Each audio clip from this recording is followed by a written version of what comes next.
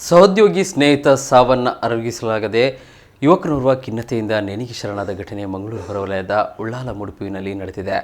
ನಗರದ ಕಂಕನಡಿಯ bike ಶೋರೂಮ್ನಲ್ಲಿ mechanic ಕೆಲಸ ಮಾಡುತ್ತಿದ್ದ ಮುಡಿಪು ಗರಡಿಪಳ್ಳ ನಿವಾಸಿ ಕಿಶೋರ್ ಆತ್ಮಹತ್ಯೆ ಮಾಡಿಕೊಂಡ ಯುವಕನಾಗಿದ್ದಾನೆ. ಮುಡಿಪು ಕಾರಿನ ಗ್ಯಾರೇಜ್ ಒಳಗೆ ಕಬ್ಬಿಣದ ಸಲಾಕೆಗೆ ಕಿಶೋರ್ ನೇಣು ಹಾಕಿಕೊಂಡು ಜೀವಾಂತ ಮಾಡಿಕೊಂಡಿದ್ದಾನೆ.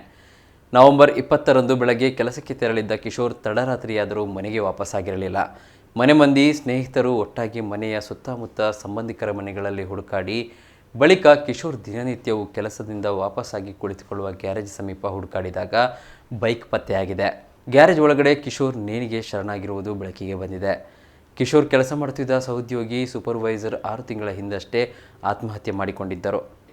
ಆಪ್ತನ ಅಕಾಲಿಕ ಸಾವಿನಿಂದ ಕಿಶೋರ್ ಬಹಳ ನೊಂದಿದ್ದು ಖಿನ್ನತೆಗೊಳಗಾಗಿದ್ದರು. ಇದೇ ಆತನನ್ನು ಆತ್ಮಹತ್ಯೆ ಮಾಡಿಕೊಳ್ಳಲು ಕಾರಣವಾಗಿದೆ ಎನ್ನಲಾಗಿದೆ.